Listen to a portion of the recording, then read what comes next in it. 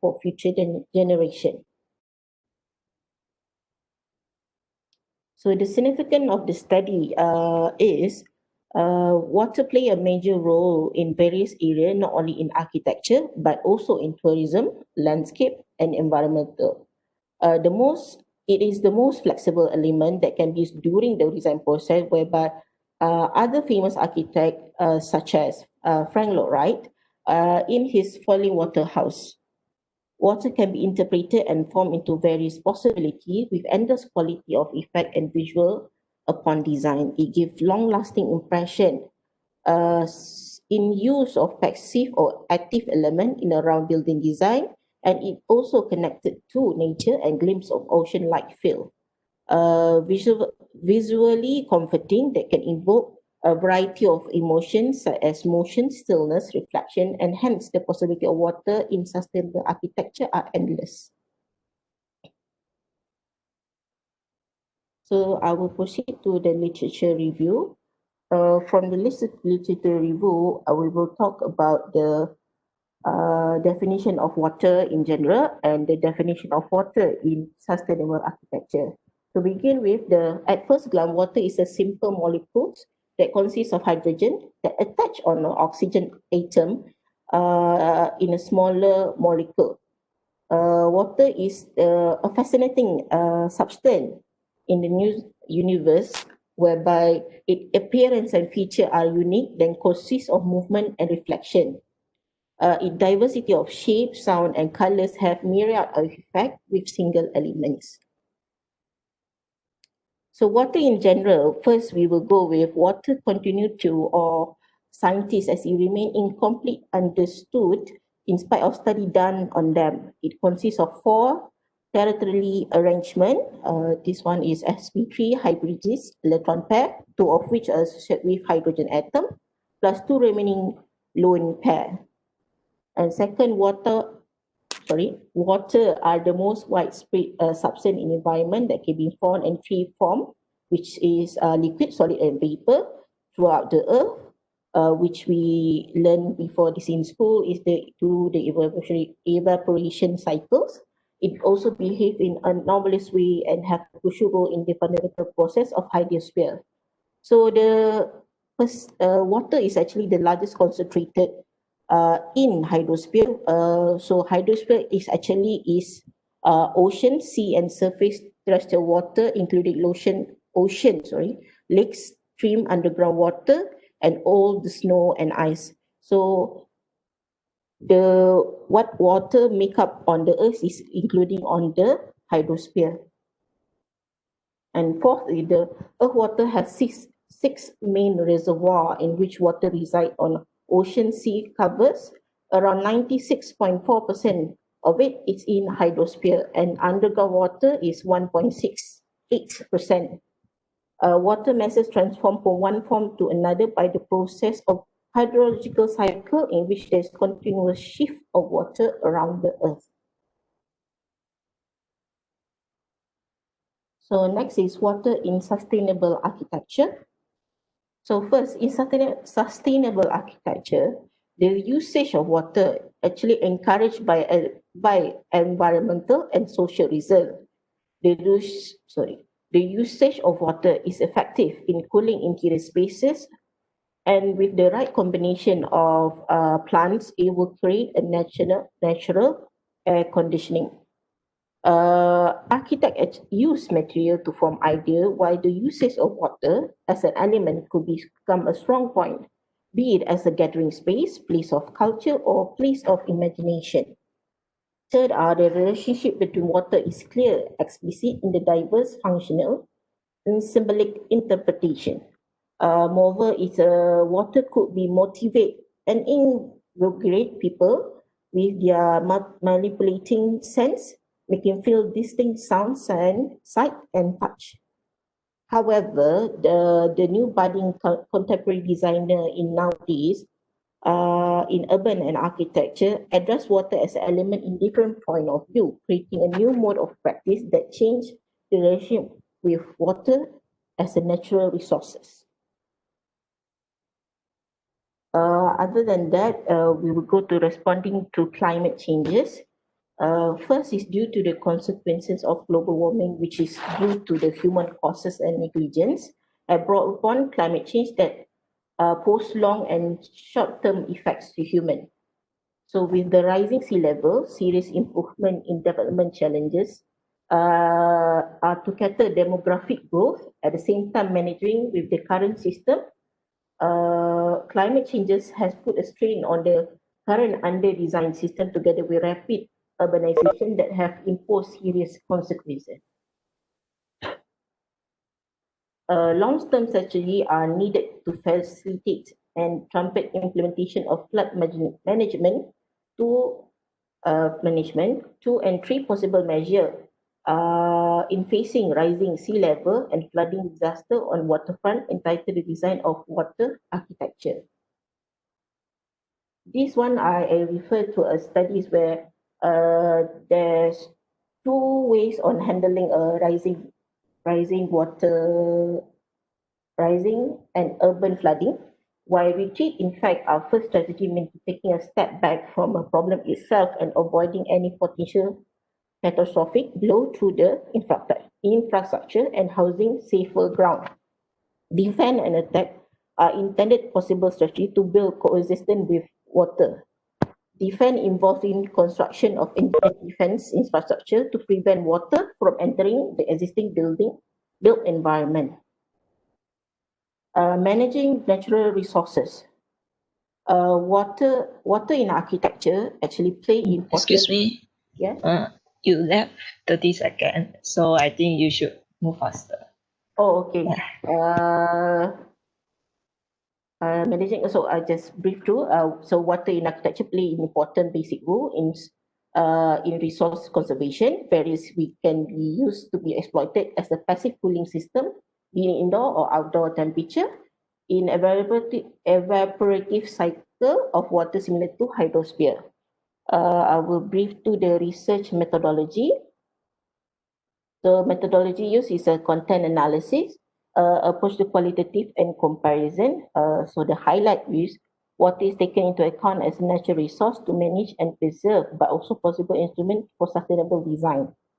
So the challenges tend to the multiple functional and diverse relationship of water with sustainable architecture, thus highlighting possible strategy and methodology for the future. This is the data collection method. For the schedule itself is the have four phases, like in 4 months research plan, literature study, methodology and data collection, analysis data and thesis writing. Expected findings. So the finding will explore the significance of water and sustainable architecture and document it to as find solution or reducing the environmental impact that has imposed on the architect in the recent decade with climate changes. So some of the conclusion, as an architect, we use material as a form of every design proposed as to speak ideas and make sure to incorporate environment, which encourage the interaction between peoples and nature. I think reference, I will end it on here. Right. Thank you. I think you can add more on the conclusion because it is too short. Yeah, Yeah, you can explain more. Okay. Regarding the conclusion, actually, is water improve not only space aesthetically, but also contribute to the environmental performance of each design uniquely. Especially, it's essential to apply once we plan to improve the microclimatic condition of an area. It results a decrease of temperature and acquired thermal comfort, also to promote communication and interaction among people, because of water might be featured as a gathering point. So the aim is actually to supply sustainable solution and make environment that enhance the social, culture, environmental and economic aspect of a building users. As been outlined of the aforementioned project water and natural material in the environment identity might be integrated properly in our architectural design and make unique environments. All right. So, Okay. thank you. Okay, Dr. Intan, any comments? Okay, I would like to ask on your research method. So just now you mentioned that you are doing a data collection, is it? Data collection method. Okay, what kind of data are you going to collect? Mostly I will, the content analysis is case studies. Some of it are the academics paper that are closely related to water in the sustainable architecture or water in elements of architecture. Okay, so means you will do like a collection of precedent studies. Yes, correct. Okay.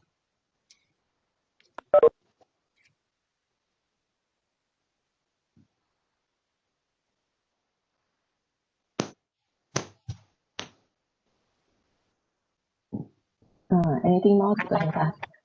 Intan? I think I'll pass to you, Exie. Okay. Can you scroll to the front? Sorry? Can you scroll to the top Oh, okay. about the problem? Do you have a problem statement? Actually, the problem statement is this one, but I miswrote it is an introduction. Oh, okay. Maybe you should add a subtitle written that problem statement because I can't find it. Yeah. Sorry. Okay, and then I think a description on the water in general, that slide, it's too scientific. Okay, to scientific. Yeah, maybe you can add like what you're going to, the water properties that you are going to implement in your design. Mm-hmm. Yeah, you should add more on the water properties of Is the it water. similar to, because I did mention on the hydrosphere like situation, which is the evaporation cycle, which implemented by ancient times, like how is it, like on is it? Yeah. I think you do good research on the sustainable architecture, the water in sustainable architecture, which is next one.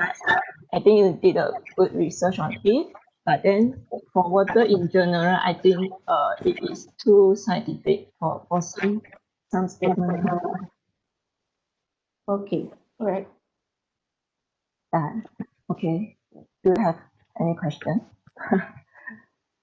Um, my question is mostly in nowadays, like we are moving forward in having high sky-rise buildings, and the implementation of water are mostly to managing water, as in the clean water system in the supplies. There are no more implementation of cool water system. There is, but not as in heavily intended on housing development. Is it? I mean, can it be a case study also? Case study in what? I mean, because it's we don't really use as in water to use a green building system, but not as in the cooling one, is it? Oh, you mean how we use water in sustainable architecture or what? Yeah. Before you proceed with your design, you can have case study on all kind of how people using water in sustainable architecture. So you even like you are doing, for example, you are doing high rise only, you can study on residential or commercial, so you can get more idea on how people implement the water in sustainable architecture. All right, I think it's up. Yes. Okay, thank you. So next presenter, please. Yeah, it's me, Pali. Wait, I'll share my screen.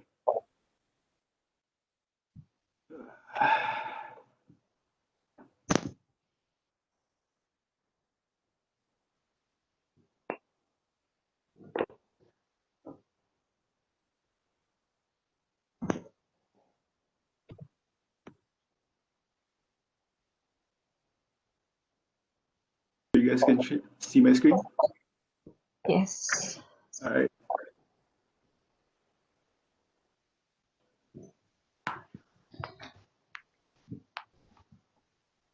You can start now.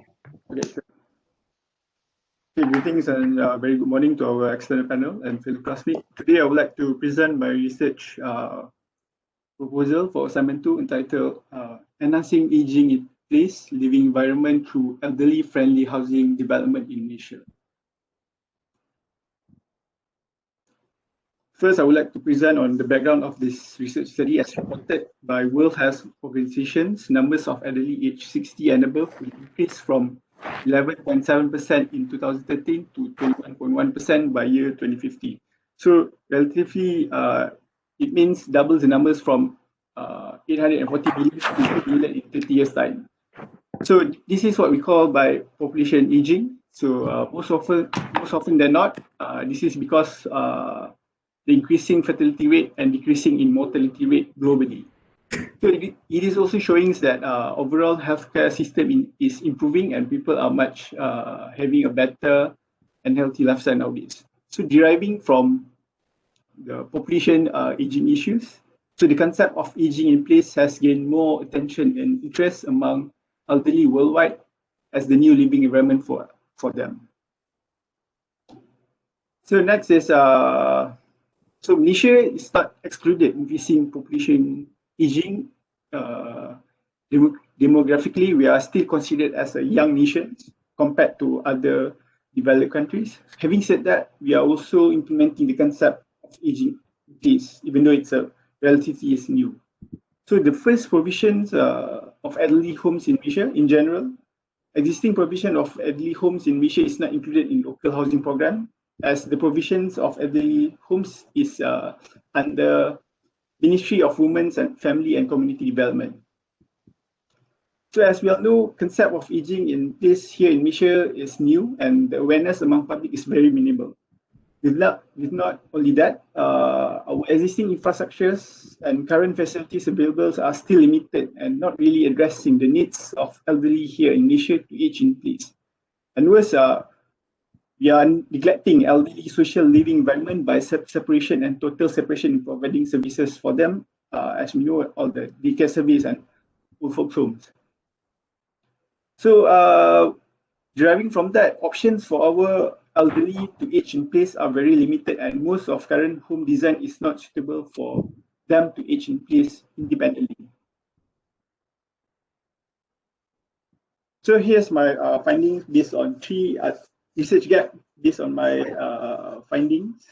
Three other research done related to aging in place here in Malaysia. As you can see here, all these three research done are wider in scopes, specifically addressing to certain group of elderly. So for this case, there's a case Muslim elderly in Malaysia, and last is only assessing the housing needs for elderly rather than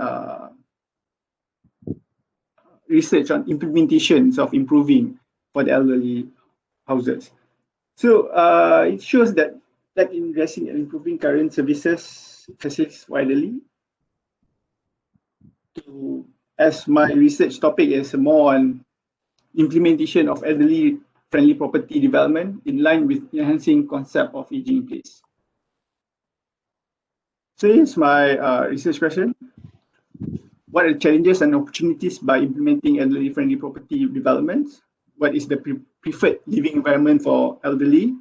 And how can elderly housing or property to be implemented in Malaysia? And my research objective are mostly to investigate relationship between elderly friendly property with public interest, to determine challenges and opportunities, to investigate criteria and the preferences of living environment, and to propose and establish suggestions and guidelines for the authority and the service provider.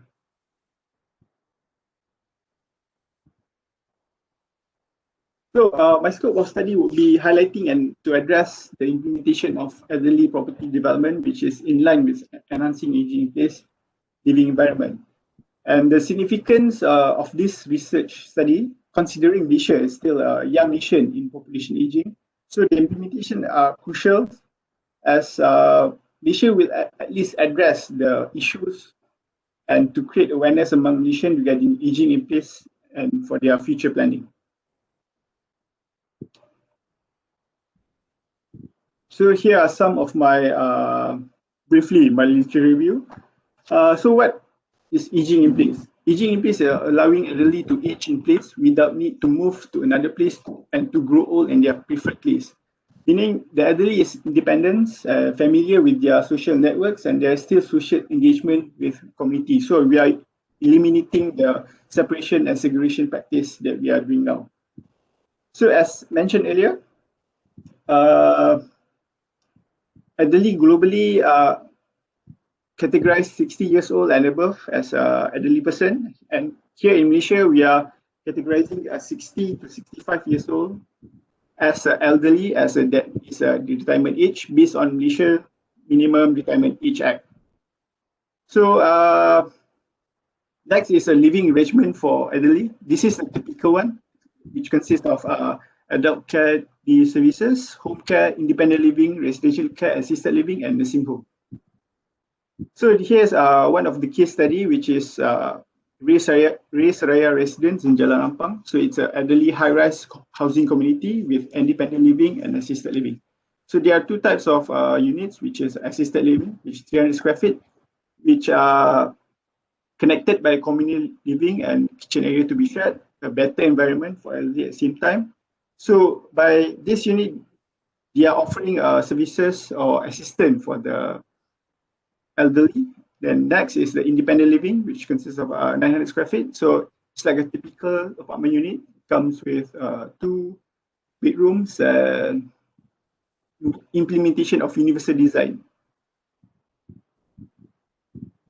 So what is elderly friendly housing? Housing that is fulfill elderly needs in terms of services, facilities, and overall accessibility.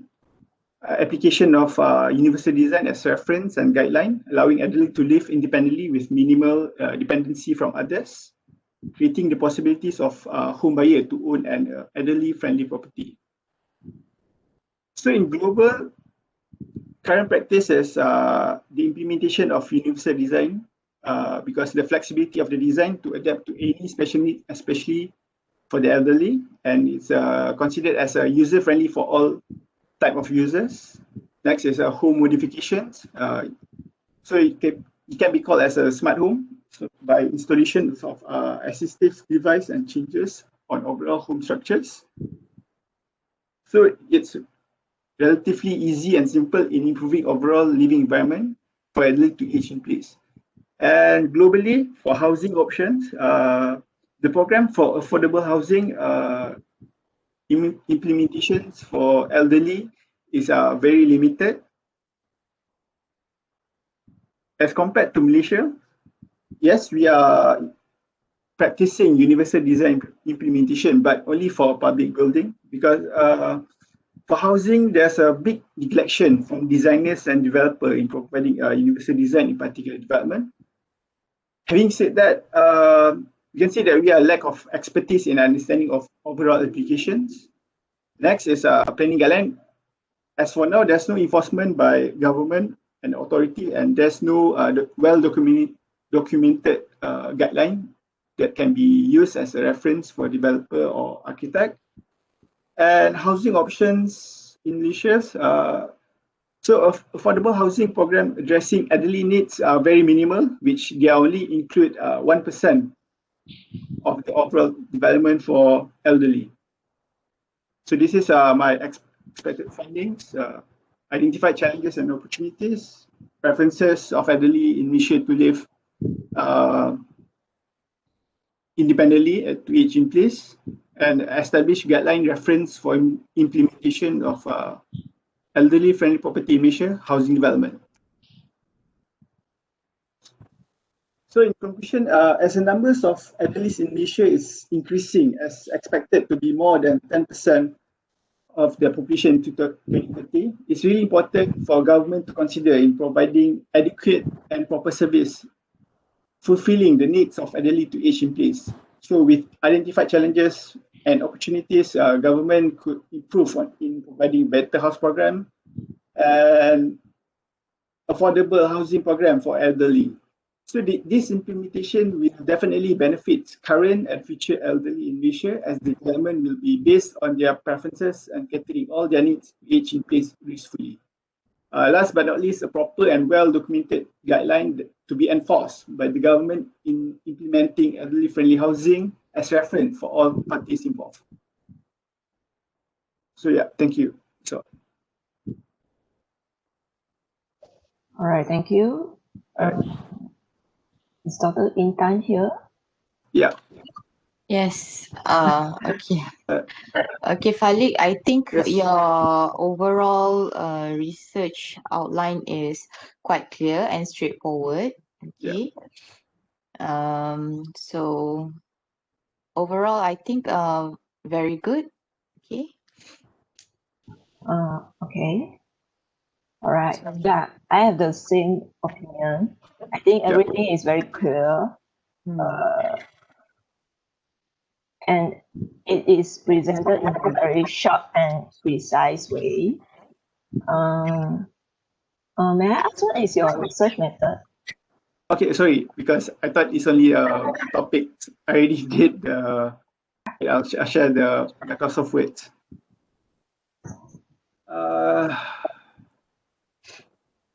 Can you see the screen? No. So this is my research methodology. So basically, it's you can see. No. It's Oh, no. only slide. Wait, sorry.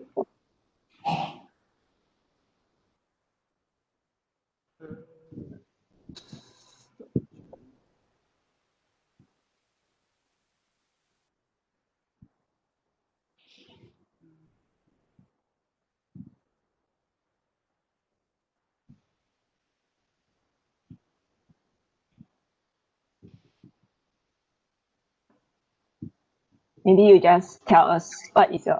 Okay, all right. Sorry. So basically, this is would be a qualitative sampling method.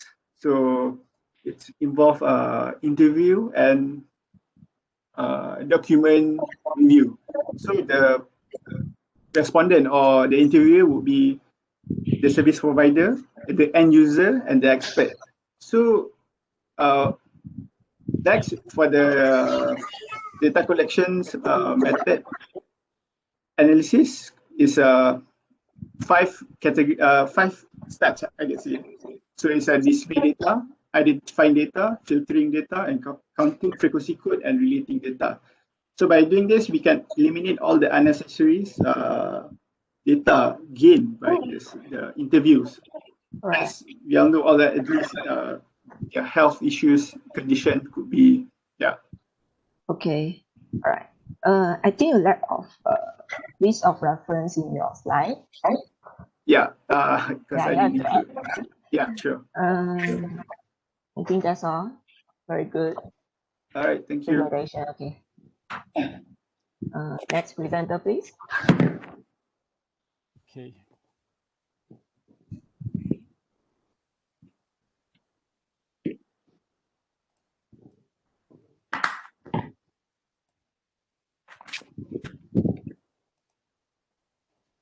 Can you all see my screen? Yeah.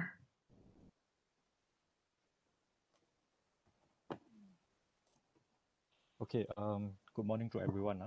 So today I'll be presenting my research papers. So first I will throw out questions to the audience, like what is a skylight? So I can say a lot of people, they might say that the interpretations and the concept of skylight to them is like anything that have open up to sky with a layer of glazing and allow sunlight to come in, that would be a skylight. But do you know that in history, skylight started with a very simple interpretation. It's a back in Rome in Italy some 2000 years ago lah, Pantheon, this one of the famous building here, the skylight is actually literally open up to sky. So in a way, they allow the sunlight to come in, but at the same time, they also allow the rains to come in. So with this kind of approach, we can say that maybe in the olden days, uh, the whole world is having less rainfall, or even their country or their regions is in the temperate region. That's why the rainfall is slightly lesser in comparing to our Malaysia context. So this is what happened in days where the rainfall when there's a raining season, right? The rain will just flow into the Pantheon, and because of the amount of the rain is so small that they don't really provide any drainage system underneath it. They just allow the water to free flow like that, and then after the rain, they will just clean up and wipe the water away. So when the second industrial revolution hit, that's when the productions of a large sheet glass been implemented. So with that, people start to implement the glass into the skylight. So this is one of the example taken in a temperate climate country in UK, the School of Architecture. They implemented the skylight design smartly and drawing all the natural sunlight into the building itself. So with that, the amount of usage on the artificial cooling systems is so much lesser.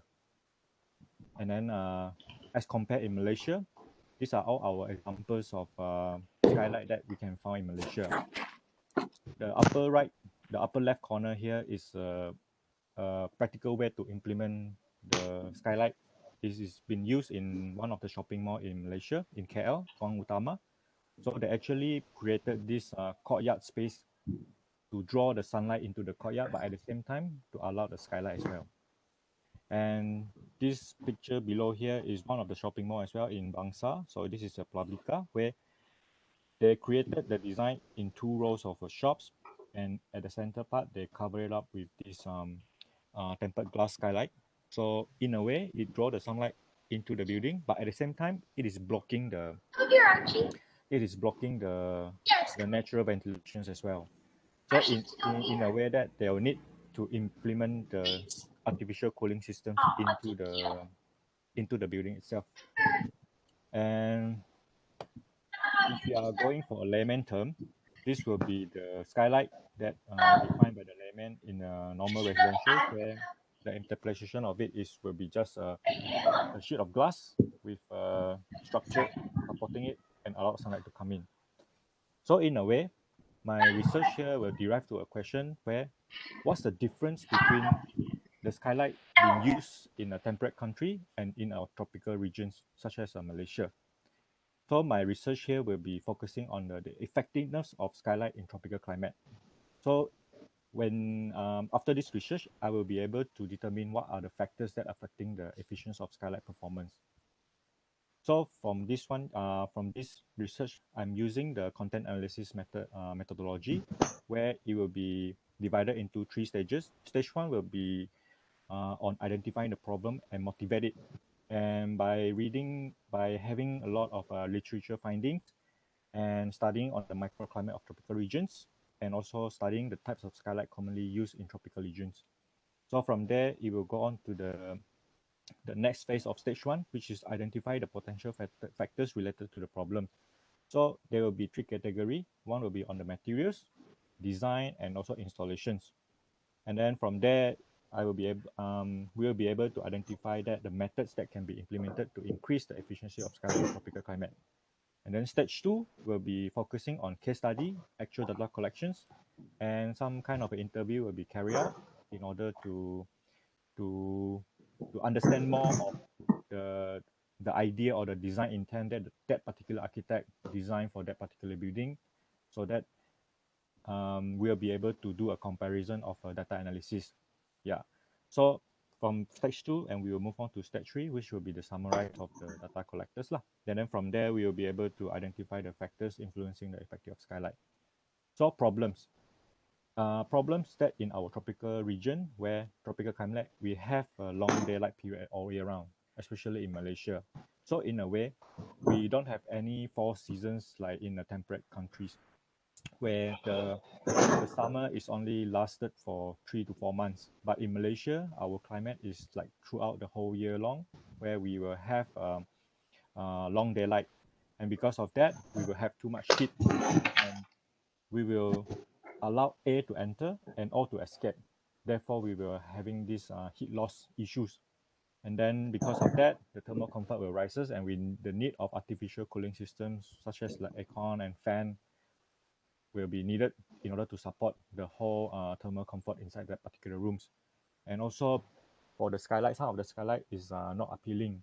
So in a way, architects will have to design it's a challenge for architects to start their creativity in order to design a very appealing skylight to be part of the features of the building as well. So objective of study is to study on the types of skylights and the material use and the factors, some of the factors that are affecting it, like for example, the roof slopes, the size, the orientations of the skylights according to the north-south orientations, and also the placement of skylight, whether we want to place it on the rooftop or on a lower roof, or maybe on the side of the wall or things like that. So for the scope study, I will be focusing on this the diamond building in Putrajaya, where they are implementing a dome-shaped kind of a skylight on the top of the building to draw the sunlight into the courtyard. And second studies will be on this Marina Bay Sands in Singapore, where they do have this impressive skylight on the rooftop as well, but at the same time, they are implementing all the cooling systems inside the building itself. So for this two case study, it will be comparisons for one which is focusing on more of an energy efficiency building, and the other one is the use of artificial cooling systems inside the building itself. So the significance of study is to determine the exact factors that are influencing the performance of skylight. And okay, for this one, the literature review, I have read on this influence of tropical region microclimate, where Malaysia is located at the 3 degree north of the equator, and because of that, we will be having hot and humid characteristics throughout all year long. And for my research, I have taken the east and the west, which is Kuala Lumpur and also the Kota Kinabalu, where the region is slightly different, as we all know that KL is having a slightly later time for the sun to be set, while Kota Kinabalu on the east side is having a much earlier sunset. So in a way that we can do a comparisons in between these two states, where the temperature difference might be different. And according to the weather forecast information, that April is the warmest month in the year. And because of our strategically placed region, where we are bounded by Indonesia and also Vietnam and Philippines and Thailand, we are all protected from all kind of disasters. And because of that, we have been suffering from the open burning from Indonesia because of the windfall. So that's where it contributed to our air pollutions and affected the air and diffuses the direct sunlight as well. So in this research paper, I will be focusing on the two kind of skylights, which is one the conventional skylight, and the other one is clerestory, where it's mounted at the side of the building. So for skylight itself, it will be more kind of a slightly more advantage, where it emit more light and also the per square meter on the roof than vertical skylight. Vertical skylight sometimes it will be, because of the sun angle, it will create a uncomfortable solar glare, where it's a direct sunlight hit into the room itself and causes high illuminance and also the reflection on surface. So for this one of the examples, one of the case study I will be focusing on will be Pavilion KL, where they are implementing the horizontal skylight. And then the next one will be on this shopping mall as well, the IOI Mall Puchong, where they are implementing the clerestory skylight into the courtyard itself.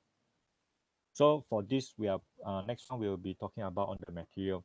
So the primary material of skylight in correlation with the tropical Excuse climate. me, Chloe. Yep. Time's up, so I think you have to move faster. Okay. Just present briefly on the behalf. Okay, so I'll be focused on two material, which is one of the laminated tempered glass and polycarbonate. And this one I will be focusing on the benefits of laminated tempered glass. So, and the control of the R value and U value, and the gap in between the glazing can be filled with gas, which is the argon gas or krypton gas. And polycarbonate is completely transparent rather than translucent or opaque. And we will have three types of polycarbonate, which is one will be the solid, corrugated, and also multi-wall. So, and then the next one will be doing the comparisons of these two material advantages and disadvantages. And this will be the considerations of all the orientations, the roof slope, size of skylight, and the kind of method that we will be using, and the expected finding and summary. So of all this research here, we will be able to determine what kind of factors that will be determining on the skylight design. So from the material to with a high thermal resistance R value and low thermal resistance U value, and the usage of purpose room below. And yeah, material selections plays an important role in providing the most efficient skylight design. Yep, that's all. All right, thank you. Dr. Intan? Okay, my comments for Lu Chen Wei. Okay, what I can see from your overall presentation here, you are actually not very yet narrowed down to what you are going to do, because basically you are still in the studying of the skylight. Well, it is actually still too big for you to narrow down to what you are leaving as your objective. Okay, because when you mention all the U values and then all the characteristics of the skylights, and then you go back to all your literature review and your case studies, okay, it will too many things that you are going to answer rather than you are leading to one solutions. Okay, so maybe you can try finalize what is your main objective first, Okay. and then you narrow down again to what regarding the skylight that you want to like go further into. Because if you are going like overall on that skylight, it will give too many things for you to give solutions on that. Okay. Mm.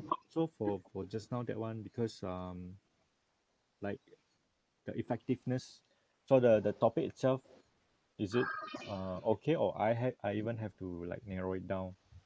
Okay, means that if you are aiming to go for this effectiveness of skylight in tropical climate, Yep. then you go for the factors affecting, okay, and then you highlight one by one the factors rather than you like go overall from the introduction of the skylight itself. Usually the introduction you can just go like briefly Okay. briefly statement on what is skylight, and then means that you are aiming for these factors, right? So you can find the literatures on the factors affecting the efficiency of skylight. Maybe you can refer to researches that have been done on this skylight. Mm. Okay. Okay. All right. Chun-Wei, I think you have to enhance your research objective and problems. Okay. Because can you scroll to that slide? Which one? Objective. Okay. Because it shouldn't be So listed. No, shouldn't be listed like types of skylight, only the keywords. You need to formulate it in a proper sentence. Okay. Maybe you can look on Bloom's taxonomy. I will type in the chat later. Okay. It is a list on how do we tackle with objective and all right. I think that's all. All right. All Thank right. you. Okay. Thank you. Next presenter, please.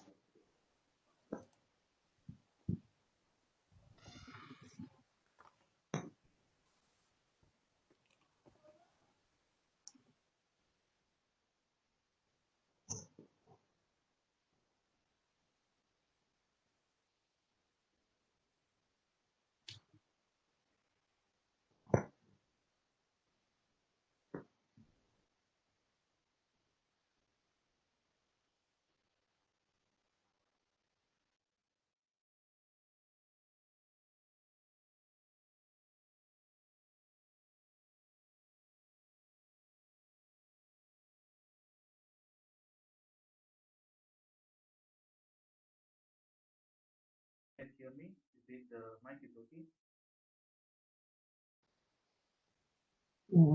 I think the sound is very soft. So now can you hear me? Like, Too soft.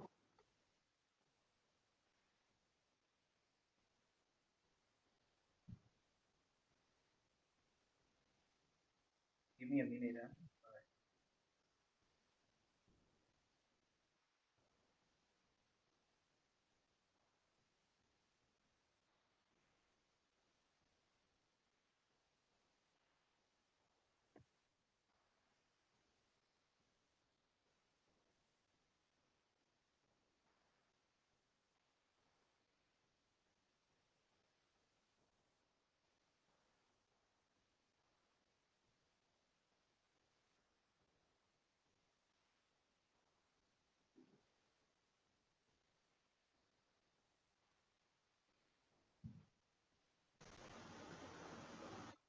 Can you hear me now?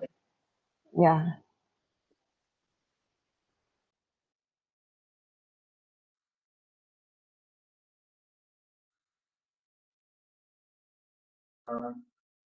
So my is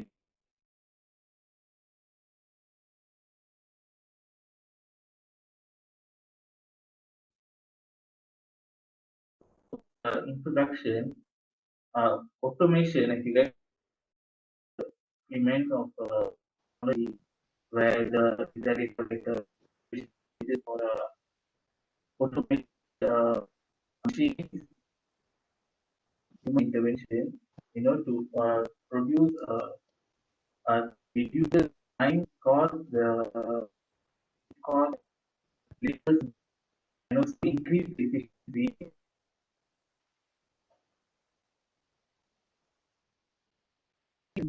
It's about the area of style. It means intermediate indicator, and then transfer the site to be to be like a joint to the main product, the main building. Okay, automation and prefabrication is not a new thing. It's been around since the 1960s. Since even though it's been around, still the implementation of it in very low. Because, in any other sector, like some of the companies reach towards the 90% of automation. But in field environment, it's still very low, still very infancy. So we spend it's years on field environment, and globally it goes up to 11 trillion US dollar. So in the cost of efficiency, if we just increase the efficiency by few percentage itself, we can save billions of ringgit and billions of US dollars worldwide.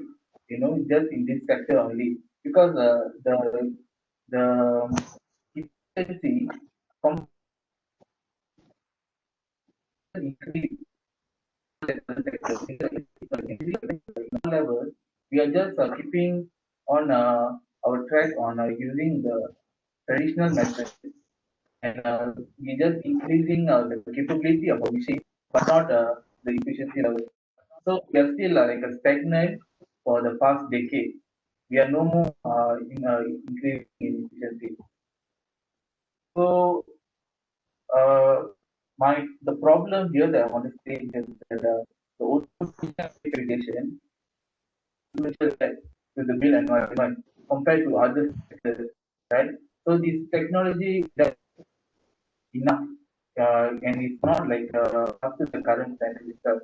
And from my opinion, in Malaysia, I would say that we just require a small amount of people. If we use automation in Malaysia, we will just require a small amount of people to build a 30 by 60 bungalow. Maybe if it took like people it took 3 months, we can do it in maybe in 1 month time. Maybe the half of the people will be needed in that. And since we can use automation, prefabrication. Prefabrication allows efficiency for automation. So when prefabrication is involved, we can control the quality of the material, and we can always, have a standard in production. Right? So my objective of study is to research and amount of influence that both among automation and prefabrication on built environment. And I also want to indicate why there is a lack of this automation and prefabrication in our industry. And also, I want to know the prospect of it in the future, like how far can we bring it. Right? My scope of study will be comprised of I want to comprise on findings on perspective of stakeholders like professional and labor in this environment. For deep understanding, I want to investigate the technology advancement. Okay, and also we can now, even though the artificial intelligence is not even like in the open market, but it's already under development and it already shows a promising outcome. Okay, so implementing automation prefabrication can increase efficiency in design and construction. So in a way, it will reduce cost, time, and labor. So it's known to fact that the built environment is one of the most least efficient sectors around here, and it's one of the most well spent sectors. In any like we can always like increase our efficiency by just few percent itself also. It will be a great advantage for our sector. So if we use prefabrication, we can promise a good quality in a replication and accurately produce, and it will be have a quality of control. And also we have reduce in labor engineering because we need less labor. We will use more machinery, right? Most of the hard stuff and risky stuff can be done by the machinery. So I did a literature review and I have like two journals that I focus on. One is reshaping housing, the role of the prefabricated system by Kenhard and Miller and Wendy. So this literature looks into monument and production of fabrication. So they are like focusing on housing sector where they think that can make like let's say we have a reputation of our buildings and we can have a standard, and then they can produce traditional something like traditional system but produced in factories, and we can give a great from their findings they say that there is a great benefit for us in using prefabrication. So the transition system, so the system of prefabrication is still under haven't like fully exploited. Since our stake builders, like builders, they are the later like they don't want to take the risk to fail.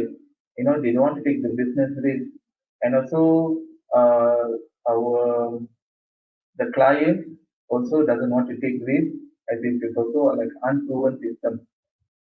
Okay, next is another journal is by is from a book from called Journal of Building Engineering. So a chapter called Robotics and Automated System in Construction. So they talks about robotics in built environment. Okay, we know that we have seen in automation in car building, we can see 90% of it is all robots. Maybe in least efficient factories, also they use like 50% of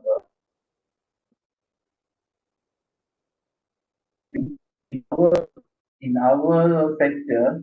Just the problem can't have a consistency like we can't select the site condition and like they have a consistent. It's only site and they don't have the time have to have that. So we have that. And we have three big we have also concentrate. One is building, another one by this very system. Okay, another one is where we talk about the limiting factors. So they say that stakeholders are constant. Uh, the risk of taking this because it's expensive and the risk of failure is high. If the consumers don't demand for such a in the literature, the option and automatic application is a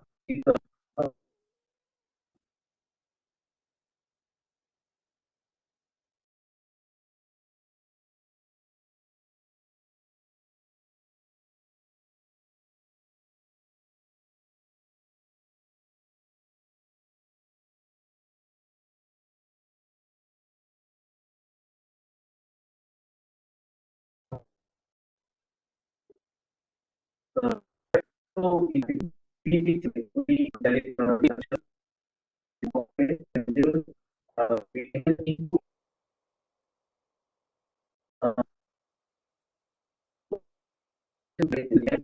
software and improve exhaust calculation structures that are way better efficient and it's already calculated by almost as efficient as engineers to do it. So the research methodology that I use in this research is a mixed research where I use the qualitative data and quantitative data which will be analyzed. Okay, data collection next step. I will what I want to give data where I will question 30 individuals, like 10 architects, 5 engineers, 5 builders, and 10 consumers. So this should be give me like all the stakeholders response so that we can see in all the points. And quantitative data will be collected by visiting existing building sites and collecting data through observation and also an online research by for international projects and for international records. So I'm expected to find that automation and prefabrication are still infancy level, minimum level. So there's no, we need a proper standardization and regulation to create trust among stakeholders. So my conclusion is, possible conclusion will be, automation and prefabrication has not have influenced yet in built environment in any visible way. It's still at infancy.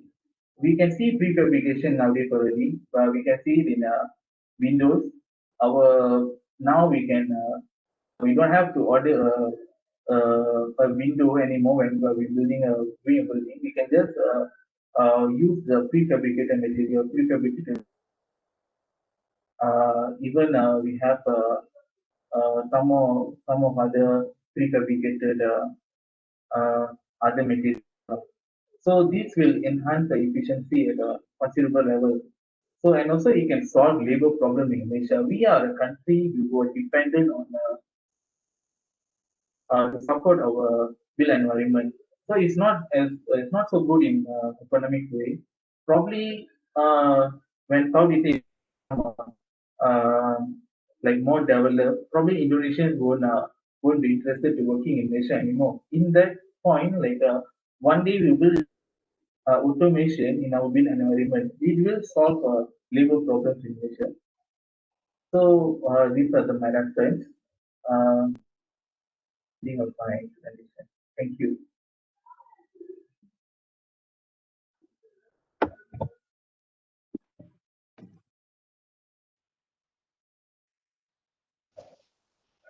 All right, thank you.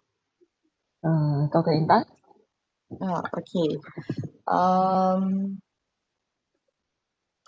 My comments on your problem statement, maybe you can like summarize all in one sentences.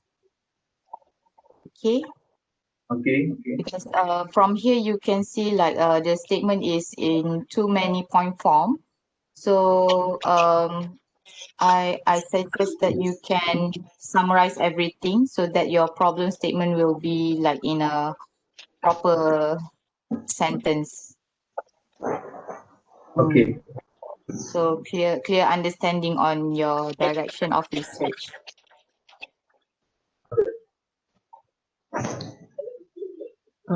Okay. Can you scroll to one slide about qualitative and quantitative?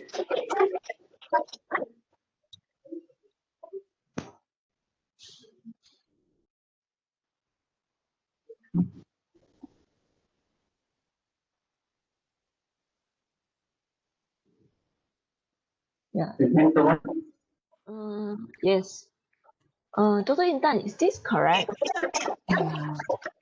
Is it reverse or? Actually, if you have mixed data collection, I think because usually people will select into one,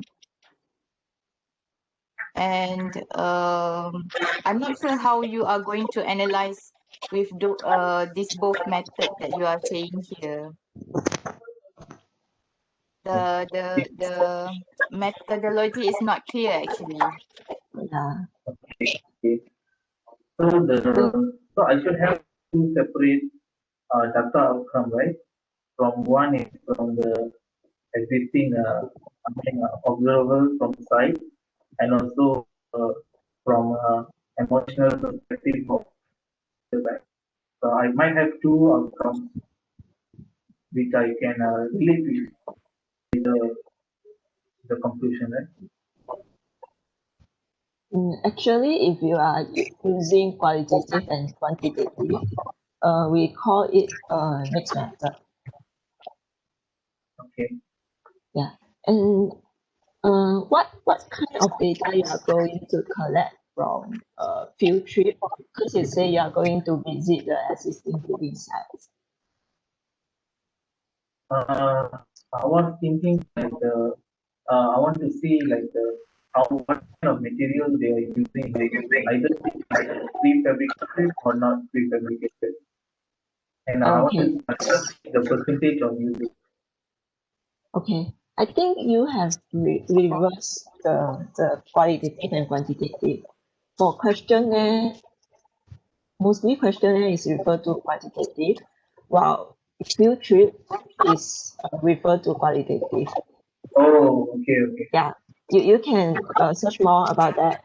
I'm not sure Okay. I'm correct or not. Yeah. Okay. Alright. Okay. That's all. Thank you. Okay, thank you. Next presenter, please.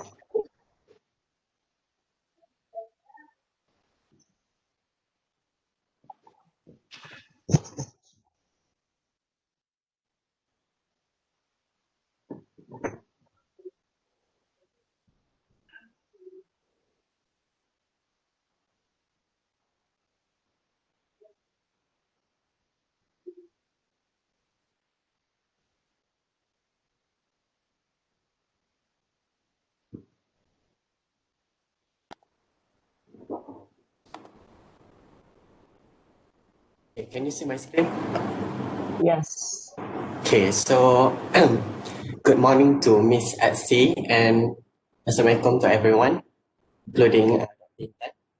So my research is about, the topic is about manual drafting, its use, importance and relevance in today's architecture learning in Malaysia. So this is the problem statement. So for introduction, now this architecture student in Malaysia seems to neglect the usefulness of manual drafting. It is a research to understand the use, importance, and also the relevance of manual drafting in today's architecture learning. So basically, drafting is the process of completing plans, elevation, and other drawings, complete with dimension and details in other drawings, scale after a process of designing. So through the research, we can study a student's level of understanding on manual drafting and how important it is for students to learn before proceed to the design process. For example, CAD, computer-aided design, because we know nowadays there are so many architecture software that has been invented. So the study is want to see if the manual drafting is still relevant into this architecture. So the problem statement is architecture drafting is a must for every architecture student in Asia. Usually, students will be exposed to manual drafting first before they proceed to the digital drafting. So what is the benefit and necessity of using manual drafting instead of using CAD directly, which will produce the same final drawings, which is in a shorter time? So architecture students in Malaysia seems to neglect the usefulness of manual drafting, and they've been exposed to a variety of digital drafting, for example, CAD and BIM. Yeah, to understand the use, importance, and relevance of manual drafting into this architecture. So the aim of the study is to investigate the reason why Malaysian students neglecting the manual drafting. So there are several objectives. There are to study students' level of understanding to architecture drafting through a manual learning method, and to figure out the most suitable and practical method to drafting. Either it is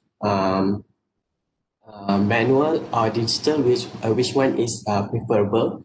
Find the relation between student understanding and their achievement.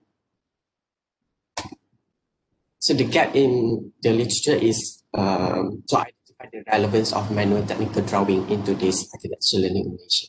So like I said before, the existing of new technology for digital architecture software, along with the introduction of Industrial Revolution, IR 4.0 is now widely used worldwide, especially after the invention of CAD drawing. And now it's evoked the relevance of manual drafting. So the scope of the study is the research focus on Malaysia architecture universities that practice manual and digital drafting. Okay, for example, Polytechnic Malaysia, UITM, UTM, and also UPM, and other universities like USM, Taylor's, and etc. So the research methodology first will be the data collection through internet, journal, books, and article or any other mediums. And the second will be the questionnaire. The questionnaire are given to like approximately 100 students who are experienced both manual and digital drafting software during their previous learning, so that they can differentiate the pro and cons between these two drafting technique. So which one is preferable? Either it is a manual or digital drafting. So the next method will be the interview. The structured question has been asked to students who has experience using both manual and digital drafting. So after all the methods, after all the information is gathered using questionnaire and interviews, the data will be collected and analyzed. Later, then we can find the conclusion. So the scope of the study, we will find like three chosen architecture university in Malaysia, and choose 100 respondents for three universities to help to complete the survey. So we will use the questionnaire to pass to the 100 respondents. So the data will be analyzed using the graph, and the conclusion will be made to respond to the problem statement. Okay, this is the Gantt chart schedule. So for week one, we'll be focusing on on research, action, and relevant subject to help on the study structure. The information gathered will help on structuring the questionnaire on related questions to be asked to the respondents. On week two, along with the data collection, the questionnaire will be distributed to the selected university using Google Form, for example. So the interview will be run using mixed communication software like WhatsApp, Skype.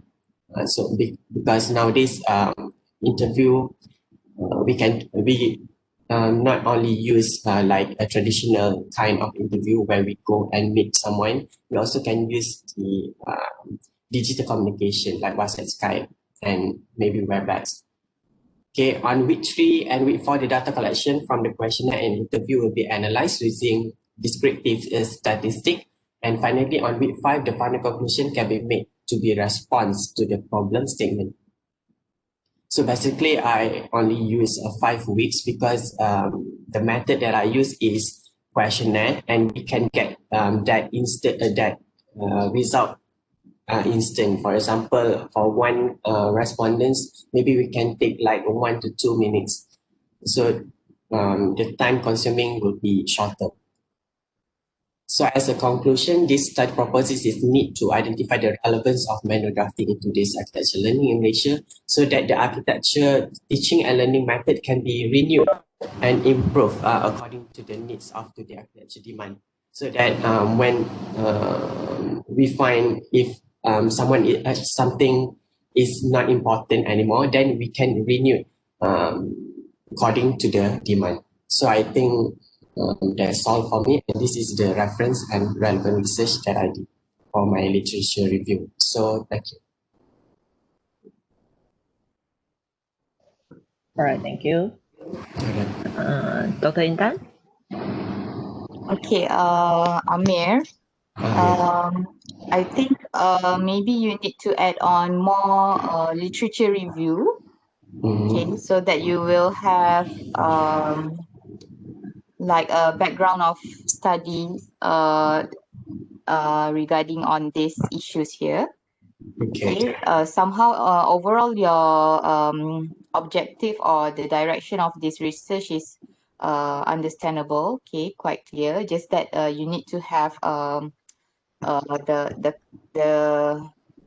the current issues which which is being discussed, or maybe what does the other findings that they have regarding on this manual drafting things here.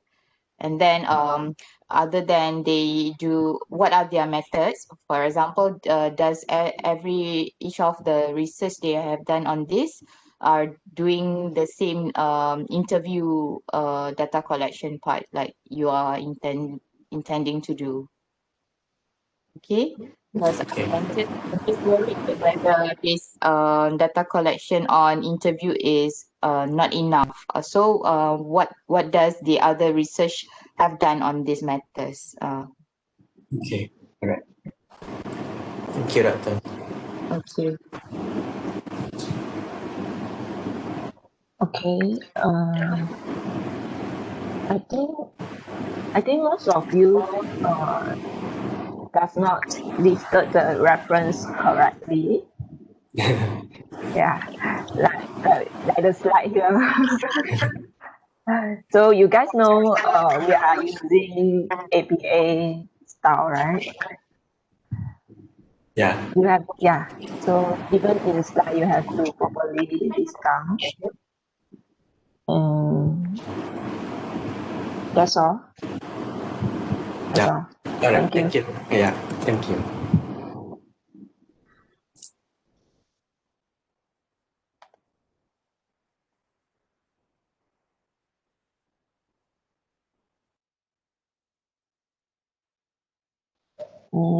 Next presenter.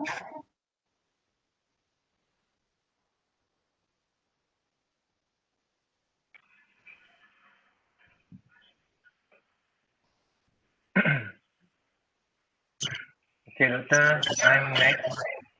I'm Shah. Hi. Okay. Can you hear me? Yes. Yeah. So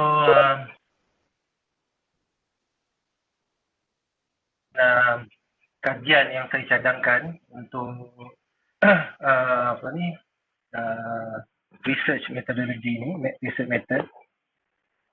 So kandungan kalimat saya ni seterusnya tinjauan literature, metodologi kajian dan juga jangkaan hasil kajian.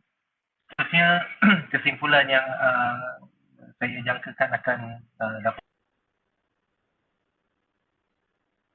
So saya tajuk belum define lagi lah. Tapi basically tajuknya ialah keperluan bagi pemeliharaan dan pemuliharaan bangunan warisan di bandar luar. Lah, di mana conservation menjadi satu isu besar di peluang lah, di mana kita mempunyai banyak bangunan-bangunan lama, agak usang lah, dan banyak kerosakan berlaku. Jadi mungkin ada keperluan pada waktu sekarang ini untuk kita kekalkan bangunan-bangunan ini, di mana ada 80 tahun. So latar belakang permasalahan bangunan rumah kedai semakin terancam kerana tekanan pembangunan. Maksudnya tekanan pembangunan ni bangunan-bangunan lama yang mempunyai kaedah ataupun cara pembinaan yang lebih menjimatkan. Jadi kebanyakan owner ataupun pemilik bangunan ini untuk roboh dan bina semula bangunan, kerana bangunan-bangunan yang lama yang sedia ada mempunyai banyak kerosakan, dan kerosakan yang berlaku memerlukan kos yang tinggi. Struktur beam kayu yang perlu yang telah pun dimakan anak-anak dan perlu untuk ditukar. Kayu itu diperlukan, jadi memerlukan kos yang tinggi lah untuk diperbaiki, dan kebanyakan pemilik adalah generasi kedua ataupun ketiga. Maksudnya kat sini ialah pemilikan untuk bangunan itu tidak dikekalkan, di mana kebanyakan generasi kedua dan ketiga ini bukan berada di bandar, di Keluang, tetapi mungkin berada di tempat yang lain, dan bangunan-bangunan ini banyak kerosakan, dan pemilik ini ataupun generasi kedua ini ataupun ketiga, dia tidak mampu ataupun dia tak nak melaksanakan kerja-kerja perbaikan ataupun roboh dan bina bangunan yang lebih moden, yang lebih jimat pada mereka lah. Dan kemungkinan untuk roboh dan bina itu sebagaimana saya maklumkan adalah tinggi, dan jika tidak dikawal oleh menyebabkan bangunan-bangunan lama ini mungkin tidak akan ada lagi di bandar Keluang. So next, jurang kajian. Saya yang telah pun dilaksanakan, tapi kebanyakannya dibuat di Pulau Pinang dan Melaka lah kalau di Malaysia. Tetapi kita lihat bahawa Pulau Pinang dan Melaka adalah berbeza kerana ada suasana tepi pantai dan tepi sungai. Dia maksudnya ada elemen orang kata apa ni, elemen air lah, dia ada yang kena pada bangunan itu. Tetapi Keluang ini lokasi dengan landasan kereta api berkembar. Mungkin sebelum landasan kereta api berkembar ni dia ada landasan kereta api biasa lah. Dan mungkin kerosakan yang berlaku lebih kepada struktur, di mana beberapa struktur terkesan lah. Mungkin memerlukan sedikit kajian, dan juga kita akan kenal pasti lah. Walaupun jarak kereta api dengan bangunan itu lebih kurang dalam kaki, 50 meter, tetapi mungkin impact itu berlaku lah, tetapi mungkin ada perlukan kajian bangunan, kerosakan bangunan yang mungkin akan kita dapat selepas kajian dibuat lah. So kajian-kajian dan panduan khas perlu diwujudkan untuk bandar buat di Ipoh untuk Malaysia lah, di Ipoh, Pulau Pinang, Melaka, tetapi untuk Keluang belum ada lagi. So matlamat kajian ini adalah untuk mengawal yang memerlukan garis panduan khusus bagi membantu PBT di Keluang ini, Majlis Bandaran Keluang lah. Dan juga fokus utamanya juga ialah untuk memberikan bantuan ataupun insentif pada pemilik bangunan, penyewa, sekiranya mereka membantu mengekalkan kebentuk bangunan, mungkin ada insentif khas yang boleh mereka dapati seperti pengurangan kadar cukai pintu ataupun boleh mereka dapati. Kemudian skop kajian, saya fokuskan hanya di Bandar Keluang yang mempunyai lebih kurang 230 unit bangunan, rumah kedai lama, dibit tak sampai 100 tahun lah, tapi 82 tahun, lebih kurang tapi kalau melihat kepada Jabatan Warisan punya definisi untuk bangunan warisan, bangunan lama, ialah dulu kepada 50 tahun. Bangunan yang lebih 50 tahun boleh dikategorikan sebagai bangunan warisan, tetapi ada dia punya, mungkin ada dia punya kategori yang mungkin boleh disudkan dengan bangunan di Keluang lah. Tumpu kepada penyediaan garis panduan dan juga pembandingan garis panduan sedia ada dan perlu disesuaikan dengan keadaan fizikal Bandar Keluang. Okay, seterusnya, tujuan ataupun kepentingan kajian inilah untuk memberikan kefahaman kepada pihak berkepentingan, terutama PBT lah, pihak berkuasa tempatan, dan juga pemilik bangunan berkaitan keperluan untuk mengekalkan warisan. Sebenarnya bangunan warisan itu kita nak kena define balik lah. Sebab warisan itu mungkin ada definisinya. Kalau boleh suit dengan bangunan warisan, mungkin kita boleh dasarkan kepada bangunan warisan. Ada definisi yang lain yang kita mungkin boleh kaji lah. Dan juga menjelaskan dan membantu berkaitan perkara yang perlu diberi perhatian semasa pelaksanaan kerja baik pulih bangunan. Sebab yang saya lihat contohnya Melaka, mereka fokus kepada kaedah-kaedah untuk baik pulih, conservation lah, pemeliharaan, baik pulih bangunan. Mungkin kita boleh pakai, perlu melihat kepada keperluan ataupun yang kesesuaian lah. Dan seterusnya untuk membantu PBT menyelaraskan insentif sebagai galakan kepada pemilik bangunan yang menyokong usaha ini.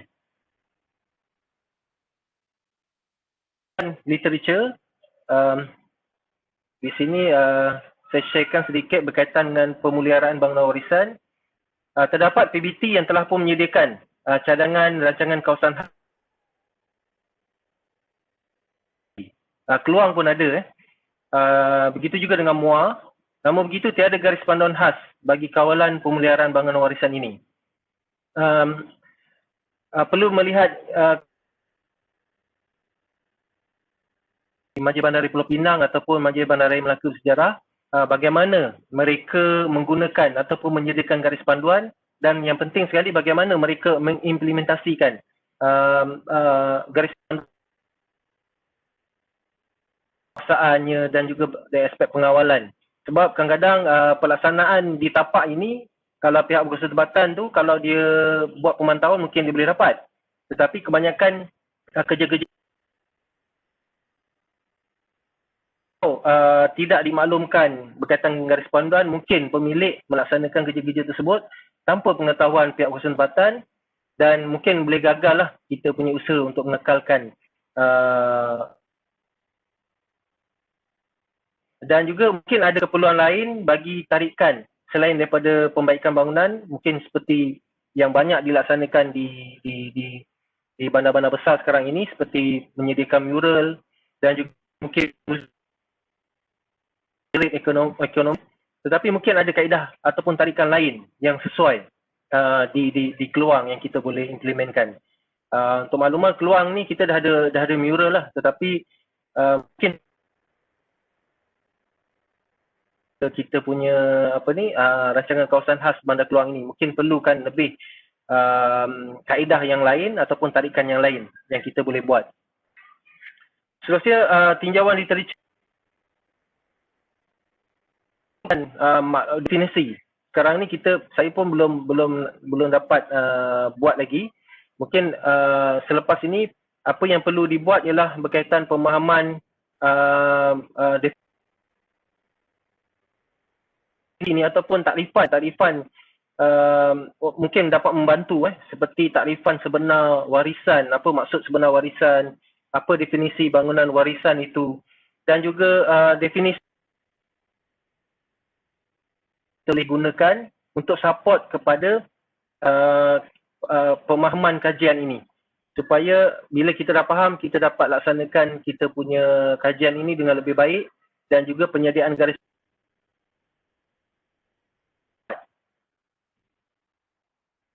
seterusnya metodologi kajian. Sebenarnya saya fokuskan kepada kuantitatif lah dalam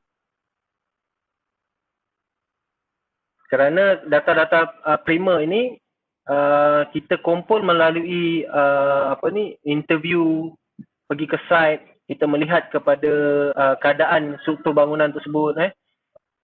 100 banyak seperti di Penang, tetapi 230 ni mungkin ada bermacam-macam masalah dan juga kerosakan yang berlaku, mungkin yang perlu dilihat secara lebih fokus. Mungkin interview, temu bual berstruktur dan juga separa struktur ataupun separa struktur. Maksudnya temu bual berstruktur ni kita ada soalan-soalan yang kita boleh pun dan jawab, dan mungkin separa struktur ini bermaksud kita pergi ke site, apa yang kita rasa berkaitan dengan bangunan itu mungkin kita boleh jawab ataupun kita boleh soal pada waktu tersebut. Dan sedikitlah. Dan responden yang saya rasa penting untuk didapatkan maklumat ialah pemilik bangunan ataupun penyewa, mungkin masyarakat setempat, mereka mempunyai pandangan dan lama, dan juga yang penting juga ialah pegawai-pegawai PBT yang terlibat, seperti pegawai perancang, pegawai penguatkuasa dan juga bahagian pelesenan. Mungkin bisa dapat membantu kita dari aspek mendapatkan ataupun dalam aspek penyediaan garis panduan yang lebih komprehensif lah. Pengumpulan data yang kita kumpul ini boleh cepat sikit sebab sudah time's up Hello?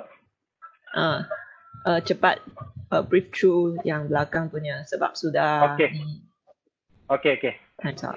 So data premier ni saya kumpulkan juga di buku-buku dan juga RSN, rancangan struktur, rancangan tempatan. Seterusnya analisis data melalui pensampelan, pemilihan responden berdasarkan kepada siapa pemilih. Harusnya ini adalah metodologi kajian yang mungkin tak berapa tepat, tetapi ini adalah mungkin draft lah metodologi kajiannya, penyataan masalah dan juga cadangan kita. Jangkaan hasil kajian kita ialah mendapatkan garis panduan, menyediakan garis panduan dan juga cadangan insentif kepada pemilik bangunan. Dan kesimpulannya, disebabkan oleh keadaan bangunan lama yang semakin usang, tambahan pula Bandar Keluang dijangka menjadi hub perumahan apabila projek landasan elektrik berkembang siap sepenuhnya pada tahun 2023. Garis panduan atau cadangan yang akan dikemukakan nanti akan kita membantu PBT menguatkuasakan undang-undang dan juga garis panduan yang akan diwujudkan nanti. So itu saja taklimat saya. Terima kasih. Okay, terima kasih. Dr. Intan? Okay, Encik Shah, pada pandangan saya, regarding this conservation, usually the locals are unaware of these matters lah. Okay, usually kita dalam architecture, kita faham ada issue of and concern on conserving these old buildings. Tapi the masyarakat lah, dia tak faham lagi. Jadi maksudnya throughout the years yang kita hadapi ni, kita dapati setiap majlis atau pihak berkuasa dia tak berapa berjaya dengan apa pelan tindakan yang diguna pakai sekarang ni. Means that ada kelemahan yang kita perlu tambah baik. Okay, maybe kita maksudnya sama ada di Pulau Pinang ataupun Melaka yang seperti Encik Shah nyatakan, maksudnya juga tak terlalu kelihatan conservation effect yang dia nampakkan tu kan. Maksudnya tak terlalu ketara macam mana dia control the issue.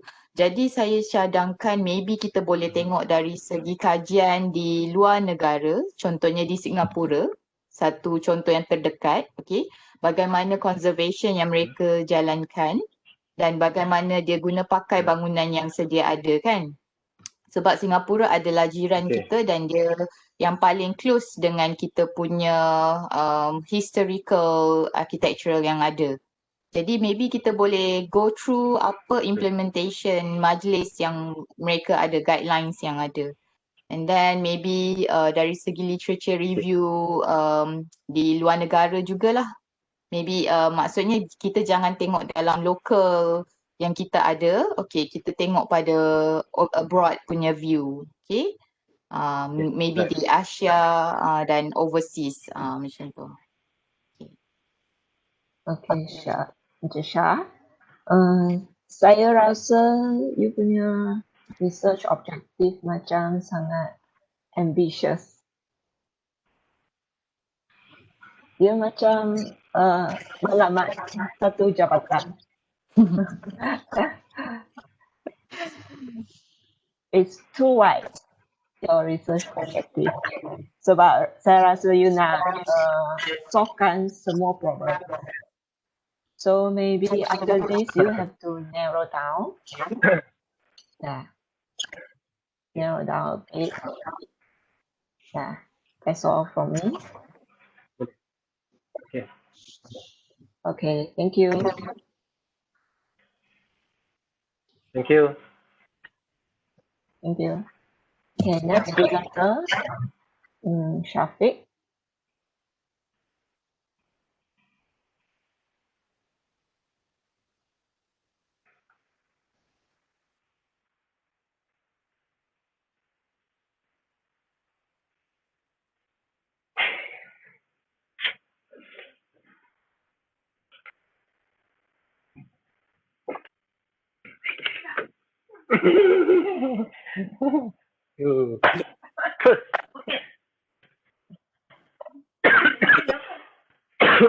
Terlalu mungkin you kena sikit. terlalu besar sangat dia punya ni. You nak menyelesaikan banyak masalah. Sarudin. Ayo. Boleh dengar? Boleh. Boleh nampak tak? Yes, you may start now. Yeah.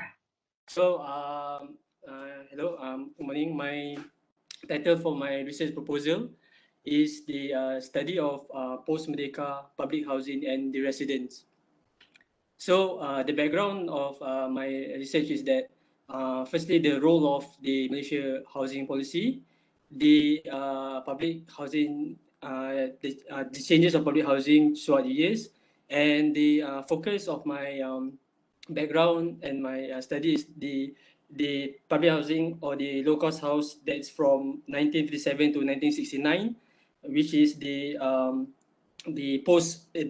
so-called post-Merdeka era. So the three main public low-cost housing that I'm going to focus is the Sulaiman Court, Razak Mansion, and the Pekilian flats. and also the study of the design and planning, and also the study of the community that resides there. So basically, generally the background of the Malaysia housing policy, you can see it started from the early stages of independence. The first Malaysian plan, the housing trust wanted to involve in the low cost housing in the urban areas, and the following that, the second and the fifth Malaysia plan, the low income were given priorities by the government. This is the famous NEP, new economic policy, and also the national unity and courage in housing policy, where they try to mix all the nationality. The 6 to 7 Malaysia plan is the national development policy.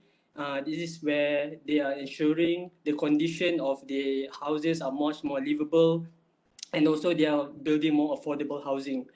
The 8th to 9th Nation Plan is the national vision policy, where the government is to be dominant figure in ensuring that more and more affordable housing. And the current one is the 10th to the 11th Malaysia Plan, national transformation policy, also where the government wants to build more and more affordable, and this is also including the Prima. And our part that we're going to focus is the first Malaysia plan, the early independence stage, where again I said from 1957 to 1969. So the standard for affordable housing, you can see that classification to low cost, low medium cost, and affordable cost. And here is the sizes of the houses that the minimum houses that it could be if they want to classify itself as low cost. And currently, the current house has to be minimum 700 square feet to eligible as a low cost public housing, where it started as only 400 square feet in the first earliest day. Currently, the prices for the low cost is maximum 42,000. In Semenanjung, it will be 35,000 ringgit to own. And the affordable cost will be maximum about $400,000, and that would be the Prima project. So the statement of problem is that the statement of the study is that after the Merdeka, a modernist movement were influencing public building, and this includes the public houses that they were going to build. And at that time, there wasn't any public houses yet, and they wanted to build in the urban area in Kuala Lumpur at that time. So the migrants from the outside of of Kuala Lumpur needed because they were low income, they didn't have anywhere to go. They had to apply for the low income, low cost house, and also the point of to build a multiracial community where it's also part of the program. And also after the years, the houses become more unlivable at standards of because the quality of the human or the quality of the living rises. So the objective for this study is to understand and the design and planning of the earliest the low cost housing, and also to understand the community that resides there during that time, during the post-Merdeka time, because we want to know that for what I want to know is that when they were living there, were they able to, because they were low income, they were below poverty line, were they able to move out from their poverty line towards the middle income, because that was the plan, or they stayed for generations until their grandkids also stayed in the same compound. And also they understand the importance of shared common spaces, and also to also understand and to know why these three main public houses is in no longer a livable condition after years, and they were all demolished because they were deemed dangerous. The scope of study that I will have to go through is the archive of these old demolished low-cost flats, Razak mentioned, Sulaiman Court and Pavilion flats. And the another place that I could also find is the Kementerian Perumahan and Kerjayaan Tempatan, which is handling the low-cost houses right now, currently. Other than that, the blogs and also Facebook groups of residents who used to reside there still still have a community, even though they don't no longer live there, but they still have a group and they still post pictures and also post their stories about how their life was when they were living in these low cost houses. The digital gap for this study is that there is little to less topic about these post Merdeka low cost houses. Instead, a lot of the public housing or the affordable low cost houses topic were more towards the latest and current PPR and Prima, and the problem is that the design, the application, the affordability, a lot of that are more towards currently, and there's little less than what happened to the original public housing, what happened to the original residents there. And so the literature review is that the analysis of the Sulaiman Court, Razak mentioned, and Pavilion flats, the analysis of the residents, and of course the comparison between the old low-cost house and the new low-cost houses. So the Sulaiman Court is basically the first high-rise apartment in Malaysia. It was built by Tunku Abdul Rahman, who wanted it to be occupied in 1957, but it was occupied in 1958. It has 3 blocks. It is located at Jalan Tunku Abdul Rahman, where it's in the middle of the city, and it has 295 units. And its unit is just 400 square feet per unit, so it's very, very small. We only have 1 bedroom. And in 1987, it was demolished to build now called Sogo.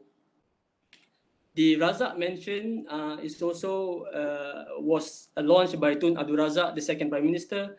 Was also a small 400 square foot per unit, and it is infamous for using its rectangular block to cover the corridor, and also it has a common space, like in the middle. It have a courtyard. It was demolished to build the new one Razak mentioned, built by his son Datuk Seri Najib. And here is the look of the Razak mentioned. This is the layout of the houses, and this is the courtyard.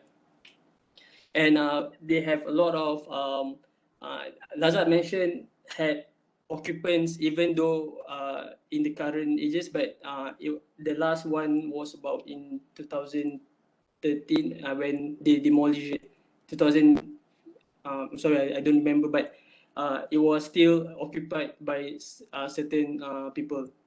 And it has a lot of stories there where kids, a lot of, they would tell the stories about what's their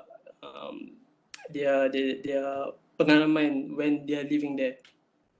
And lastly, the famous Pavilion flats, where it was an eyesore for how many years until it was demolished in 2013, and it had 7 blocks, and it's the first housing project to use the IBS in Malaysia.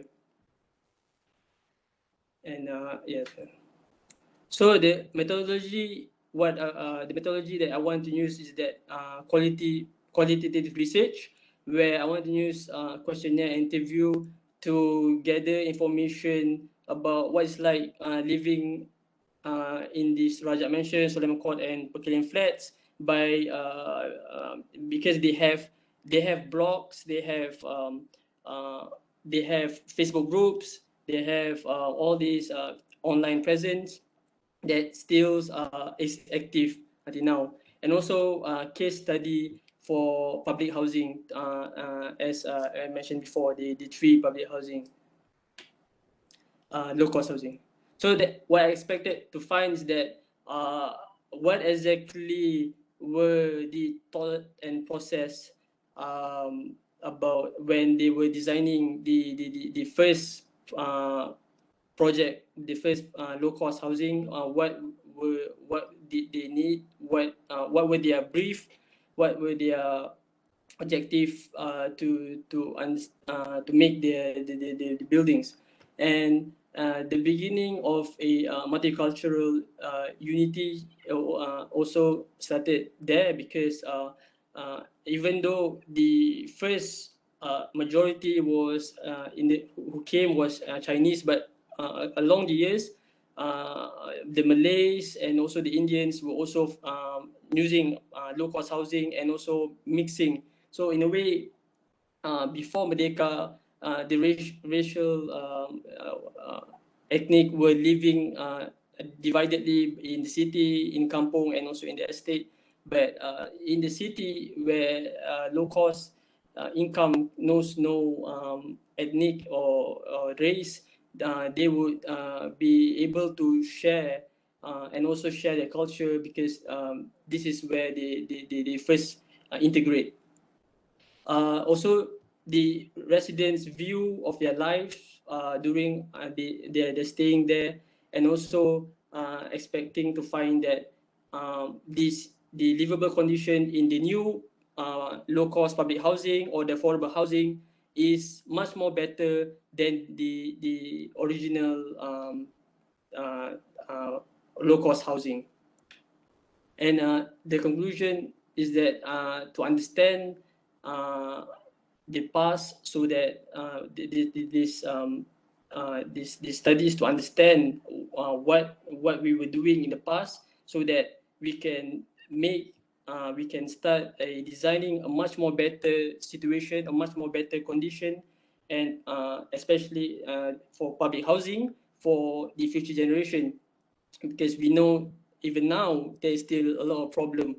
To remember how we started the program in the first place was because a lot at that time there were a lot of low income migrant came to Kuala Lumpur, and they needed a place, and so it's still coming. It's still right now. It's still going on.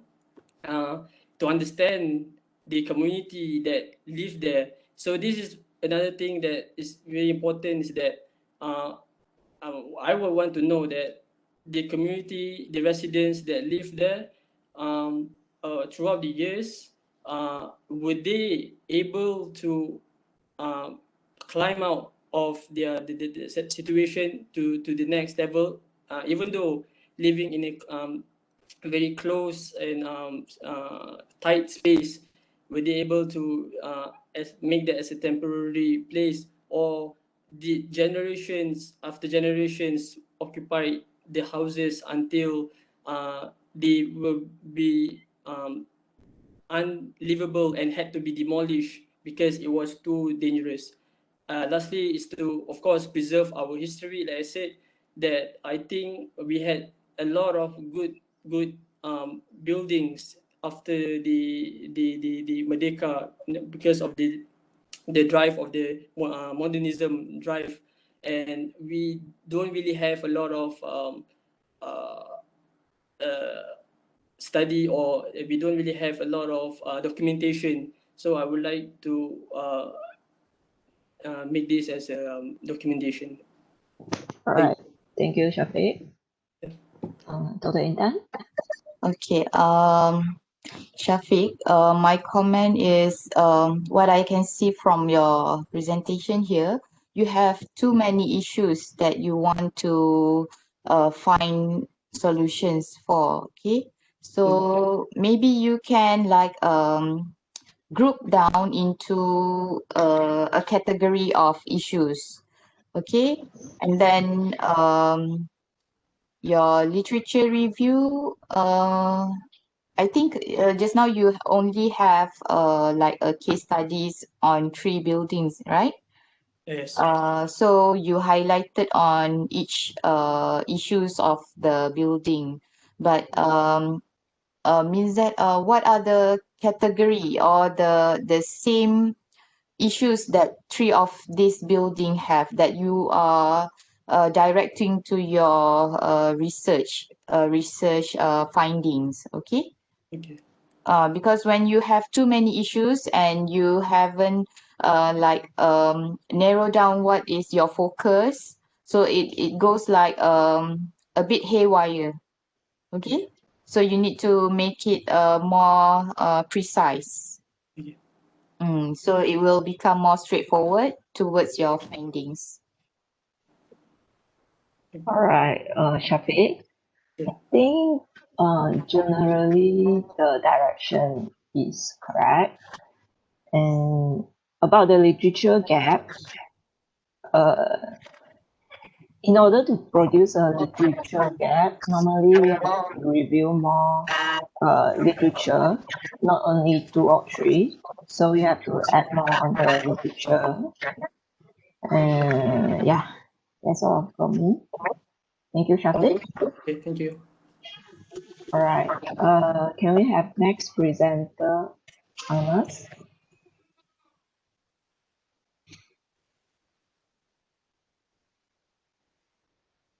Hello, can you hear me? Yes. Okay.